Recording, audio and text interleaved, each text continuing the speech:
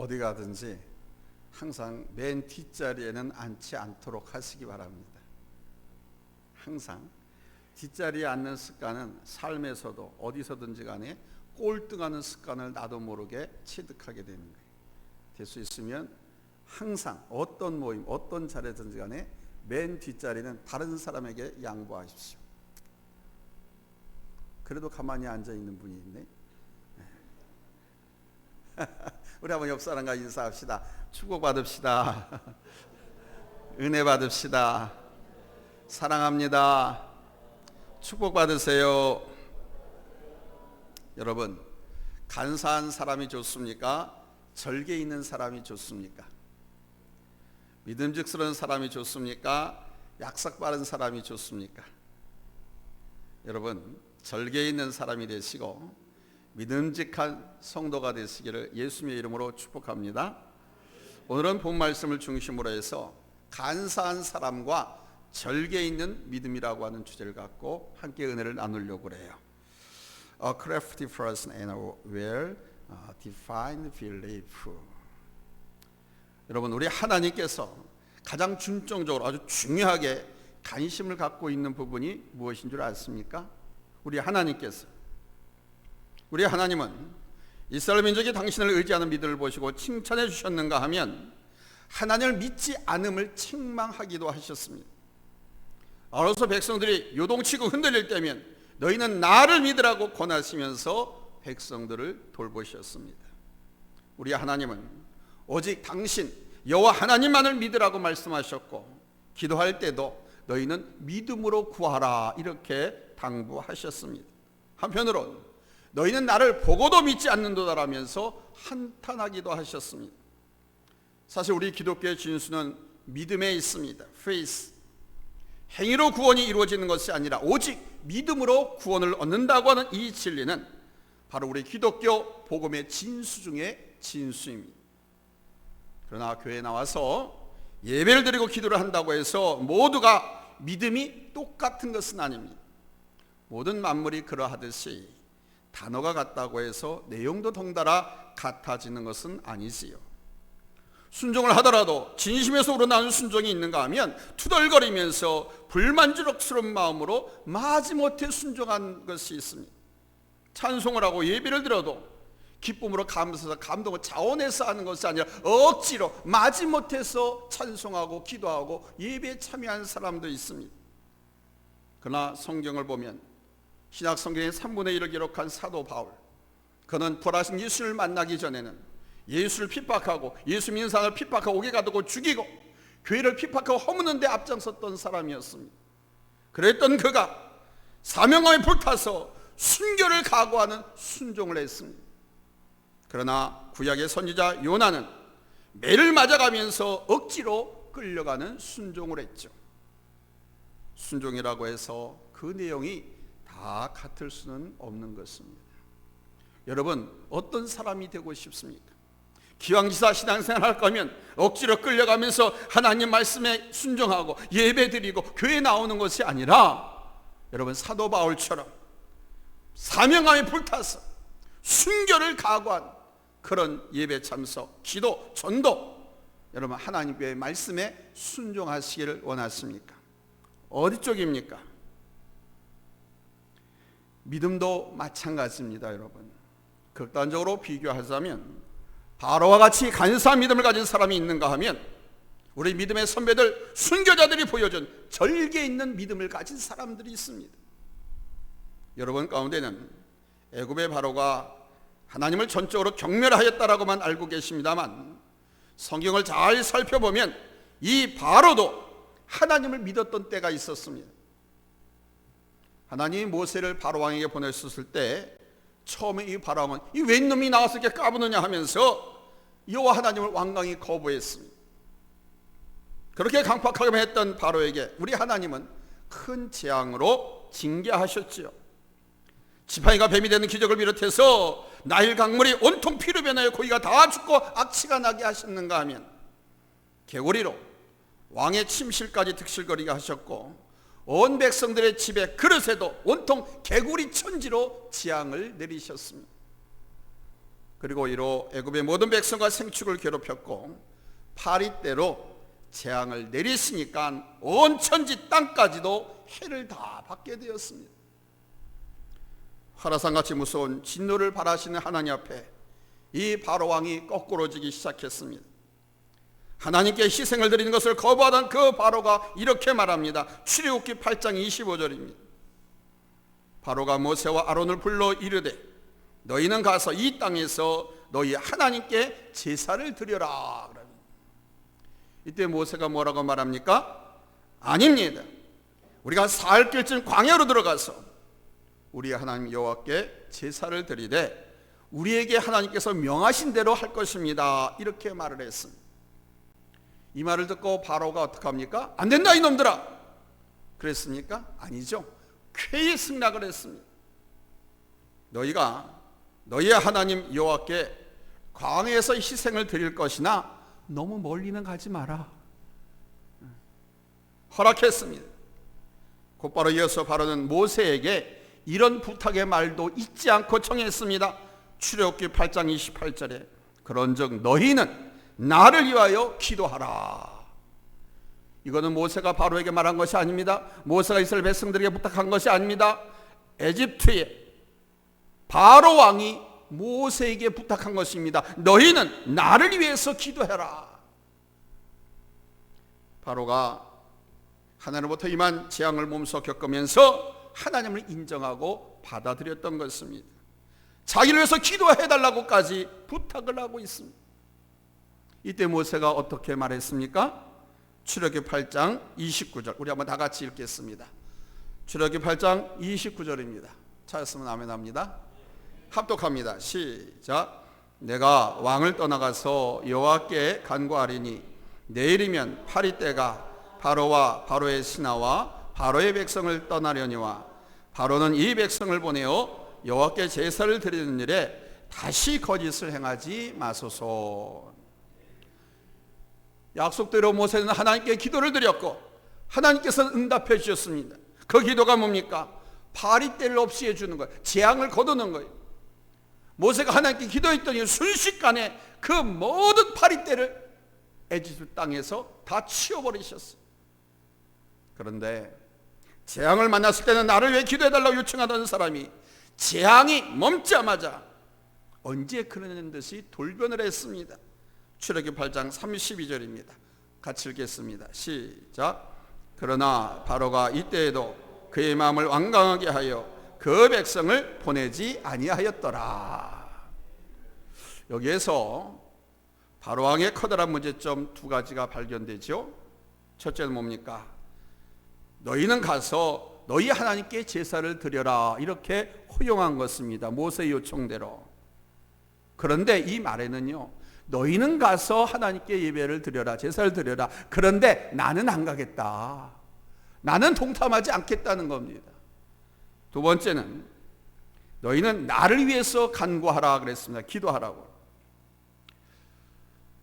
주의 종에게, 하나님께, 믿는 사람들에게 자기를 위해서 기도 부탁하는 거, 이거 얼마나 아름다운 것입니까? 기도를 부탁한다는 것 자체가 믿음의 발로라고 그랬죠.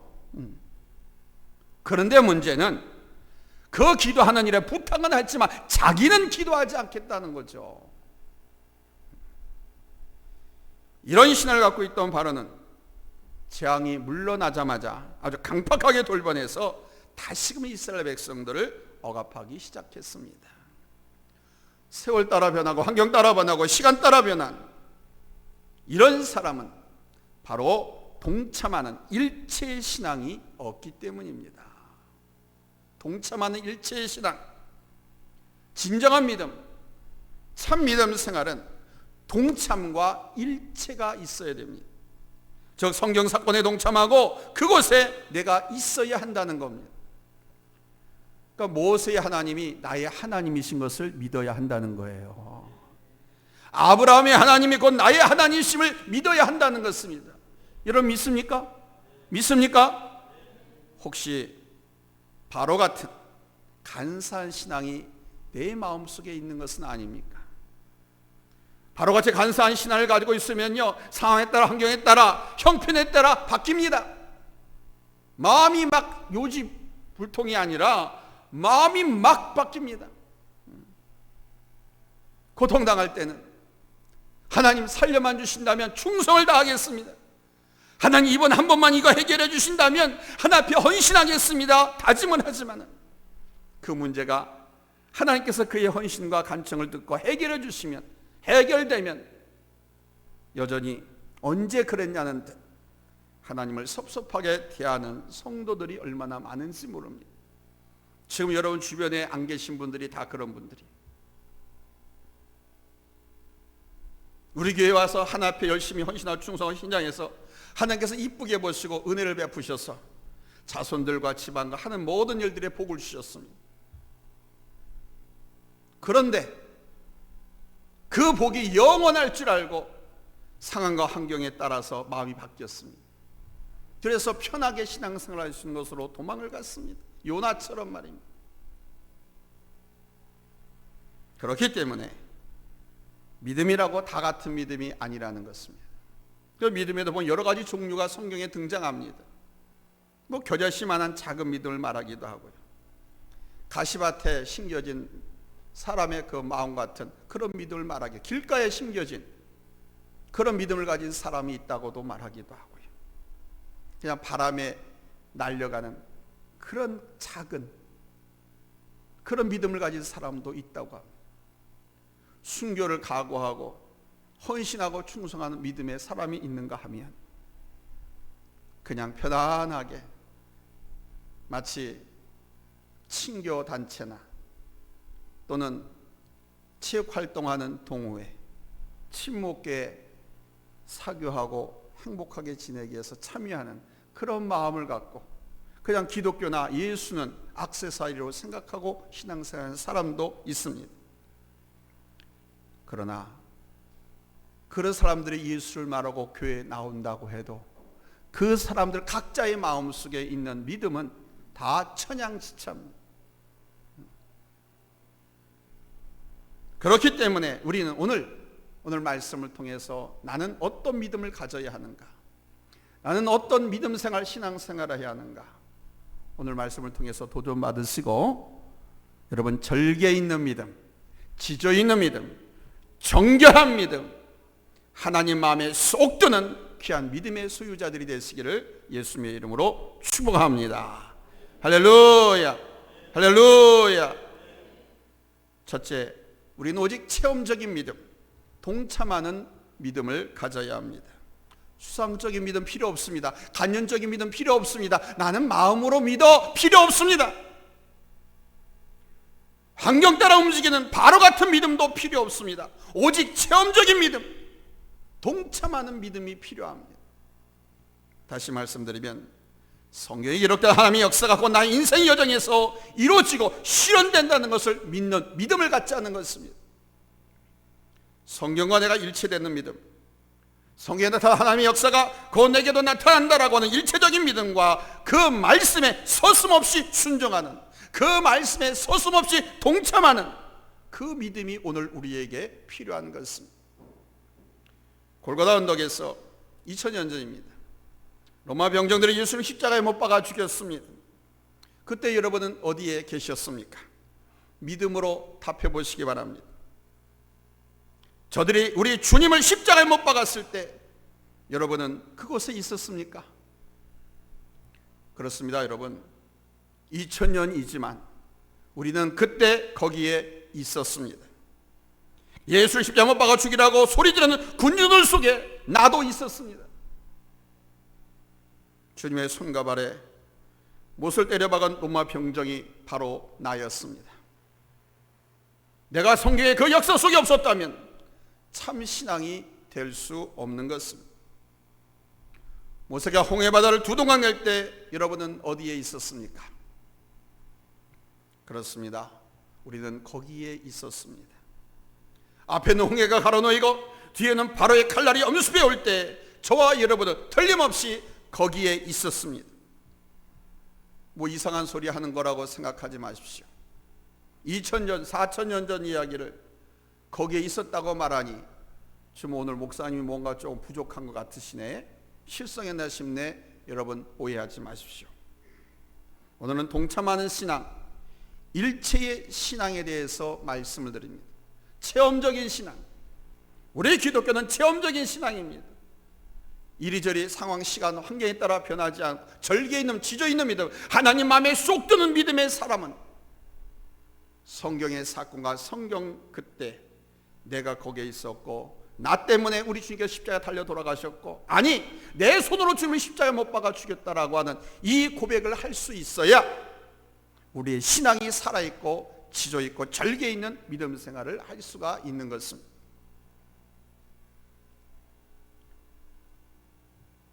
모세의 손을 통해서 홍해바다를 가르치고 이스라엘 민족을 구원하셨던 그 하나님의 역사가 오늘 이 순간에도 이루어지고 있다는 것을 우리는 믿어야 합니다. 성의 역사와 내가 일체감이 없다고 하면 적어도 나는 아직 진정한 예수의 사람도 아니고 하나님의 사람도 아닌 것입니다. 성경에 기록된 하나님의 역사에 대한 동참의 신앙이 없다면 아직 나는 진정한 크리스찬이 아닌 것입니다. 군중들이 예수를 모욕하고 십자가에 못 박을 때 저와 여러분은 틀림없이 거기에 있었습니다. 왜요? 하나님의 아들 예수 그리스도께서 바로 나 때문에 십자가에 달려 죽으셨기 때문입니다.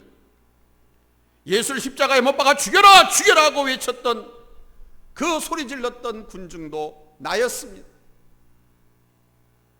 또한 바로의 칼날에 때 죽음을 당해야만 했던 상황에서 홍해를 가르시고 요단강을 가르실 때 틀림없이 우리는 거기에 있었습니다. 왜요? 험난한 내 인생 속에서 하나님은 바다를 가른 역사를 끝없이 베풀어 주시기 때문입니다. 그러나 성도 중에 가장 불쌍한 성도가 있습니다. 어떤 성도가 가장 불쌍한 성도일까요? 몸이 아프고 병들었는데 병원 갈 돈도 없고 치료받지 못하고 죽을 날을 기다리는 사람, 이 사람이 불쌍한 성도일까요? 아닙니다. 성도 중에 가장 불쌍한 성도는 너는 너고 나는 나다. 성경의 사건은 성경의 사건이고 내 인생의 사건은 별개다라고 생각하는 사람입니다.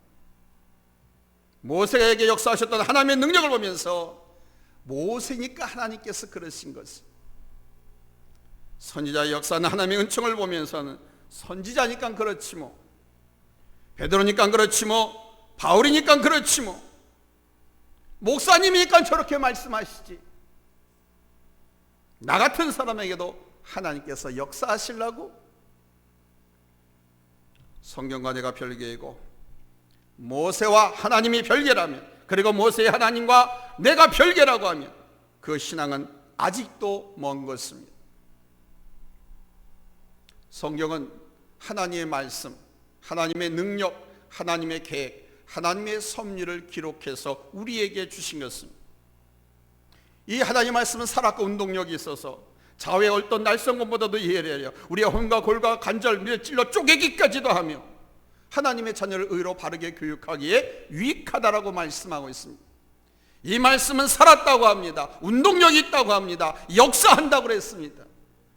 그렇다고 하면 성경에 기록된 이 사건이 과거로 제한되고 단정된 것이 아니라 계속해서 현재 진행형이라는 거죠. 아멘? 믿습니까? 믿습니까? 이것을 믿어야만 나에게도 기적이 일어납니다. 이것을 믿어야만 하나님의 은혜와 축복과 인도와 놀라운 안내가 우리에게 영향을 미치는 것입니다. 그러므로 두 번째 대지입니다. 성경과 내가 일체되는 믿음을 소유하시기 바랍니다.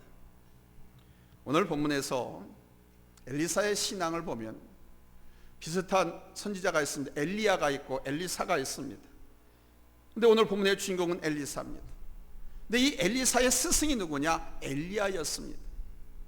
이 엘리사의 신앙을 살펴보면 그가 왜 위대한 선지자였는가를 알 수 있습니다. 하나님께서 엘리야 선지자, 즉 엘리사의 스승 엘리야 선지자를 하늘로 취하시기 전 엘리사는 하나님의 놀라운 능력을 목격했습니다. 지금까지 엘리야에게 역사하신 하나님의 능력도 능력이거니와 바로 엘리사 선지자, 그의 스승 엘리야의 승천 직전의 사건은 엄청난 능력이 아닐 수 없었습니다. 살아있는 스승의 엘리야 선지자가 회류바람을 타고 하늘로 승천하는 거예요. 그거를 제자였던 엘리사가 두 눈 부릅뜨고 목격한 겁니다. 그래서 본 8절에 보면은 엘리사가 하늘로 승천하면서 벗어났던 겉옷을 취해서 그 겉옷을 가지고 강물을 쳤습니다. 왜? 강물을 건너갈 수 있기 때문에. 그랬더니 강물이 어떤 강물이냐? 요단 강물. 요단 강물이 이리저리 막 춤을 추면서 갈라지기 시작했고, 엘리야와 엘리사는 땅을 밟고 요단강을 건너갔습니다. 그리고 잠시 호련히 불수레와 불말들이 이 두 사람을 갈라놓더니 엘리야가 회오리바람을 타고 승천하게 되는 그 놀라운 역사가 엘리야의 눈앞에서 전개된 겁니다. 이러한 장엄한 하나님의 역사를 목격한 엘리사는 슬픔과 감격이 엇갈렸습니다. 12절에서 그래서 그는 내 아버지여 내 아버지여라고 애통해하며, 여기 내 아버지라는 건 하나님을 말하는 것이 아니고 자기 스승 엘리야 선지자를 말하는 겁니다. 애통해하면서 자기 옷을 찢었습니다. 그는 엘리야를 영적인 아버지로 섬겨왔기에 아버지와 이별해야 하는 슬픔을 그렇게 표현했습니다. 그러나 그 순간은 하나님의 능력을 체험하는 무한한 감격의 순간이기도 했습니다. 여러분, 이때 엘리사의 행동을 살펴보십시오. 13절과 14절 말씀을 보면 엘리야의 몸에서 떨어진 겉옷을 주워가지고 돌아와서 요단 가까이에 섰습니다. 그리고 그 옷을 가지고 물을 치면서 이렇게 소리를 질렀습니다. 14절에 엘리야의 하나님, 엘리야의 하나님, 어디 계십니까? 이 말은 엘리야의 하나님은 곧 나의 하나님이라고 하는 고백입니다. 나의 스승 엘리야, 내 아버지 엘리야에게 역사했던 그 하나님은 오늘 지금 내게도 역사하실 줄로 믿습니다 라는 고백인 겁니다. 그 고백을 하면서 요단강을 쳤더니 요단강이 두부 자르듯이 딱 잘리고 밑에 물이 쫙 흘러내려오던 강물이 막히니까 딱 멈추고 밑에 물이 쫙 내려가고 마른 땅이 보인 겁니다. 여러분, 엘리사에게 역사하셨던 하나님께서 나에게도 역사하신 하나님이 되시는 것을 확실하게 믿으시고, 아멘. 엘리야의 옷을 들어 강물을 쳤을 때 요단강이 갈라지고 엘리사가 그 강을 건너가게 되었던 것입니다. 바로 엘리야에게 베푸신 하나님의 능력이 그의 제자 엘리사에게도 그대로 나타나는 순간이죠. 오늘 우리는 말씀에서 이 엘리사의 신앙을 본받아야 합니다. 엘리야의 하나님과 나와는 상관이 없는 것이 아니라 엘리야의 하나님이 곧 나의 하나님이 되신다는 고백입니다. 한번 따라서 엘리야의 하나님이 나의 하나님이십니다. 엘리사의 하나님이 나의 하나님이 있습니다. 목사님의 하나님이 나의 하나님이 있습니다. 믿습니까? 이 고백을 우리도 할 수 있어야 되는 겁니다. 이 지경까지 우리의 믿음이, 우리의 고백이 나아가야 되는 거예요. 엘리야와 엘리사는 별개의 관계가 아니었던 것처럼, 또한 나와도 별개의 관계가 아닌 동일한 하나님, 그 하나님이 나의 아버지 되시고 그 하나님이 나의 주님이시. 그러므로 여러분, 성경과 내가 일체되는 믿음을 소유하시기를 예수님의 이름으로 축원합니다. 할렐루야, 할렐루야.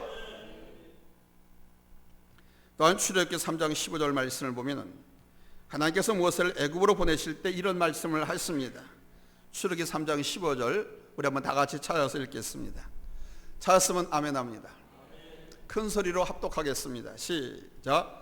너는 이스라엘 자손에게 이같이 이르기를 너희 조상의 하나님 여호와 곧 아브라함의 하나님, 이삭의 하나님, 야곱의 하나님께서 나를 너에게 보내셨다 하라. 아멘. 하나님은 모세에게 너는 이스라엘 자손에게 이 사실을 알리라고 명령합니다. 나는 너희 조상의 하나님. 그 조상이 누구냐? 이삭의 하나님, 야곱의 하나님, 아브라함의 하나님이라는 사실을 알리라는 겁니다. 아멘. 그렇다면 이 말씀이 무엇을 의미하는 것일까요? 아브라함의 하나님이 곧 나의 하나님이고, 이삭의 하나님도 나의 하나님이고, 야곱의 하나님도 곧 나의 하나님이시라는 겁니다. 마음으로 믿어주시면 한번 큰 소리로 아멘 합시다. 아멘. 믿습니까? 아브라함의 하나님이 내 하나님이고 야곱과 이삭의 하나님이 내 하나님이고 믿습니까? 아멘. 좀 더 구체적으로 말씀드리면 아브라함에게 역사하셨던 그 하나님이 바로 나에게도 역사해 주시는 하나님이시라는 것이고, 이삭에게 역사하시고 야곱에게 역사하시던 그 하나님이 바로 내게도 역사하신다는 말씀.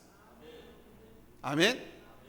이런 말씀을 믿어야, 이 성경 속에 내가 들어가서 일체된 신앙을 가져야 나에게도 기적이 일어나고 나에게도 하나님의 역사가 일어나는 거예요. 성경은 성경이고, 목사님이니까 저렇게 설교하지, 나는 못해, 나는 아냐, 별개라고 생각한다고 하면 하나님의 은총과 놀라운 기적, 축복은 나와 또 역시 별개예요. 그러므로 여러분, 성경 말씀을 내게 주신 말씀으로 성경의 사건이 내게도 똑같이 일어날 것을 여러분 믿으시고 항상 믿음으로 승리하시기를 예수님의 이름으로 축원합니다. 축원합니다. 할렐루야. 잊지 마십시오. 아브라함과 내가 별개가 아니고 이삭과 야곱과 내가 별개가 아니라는 것.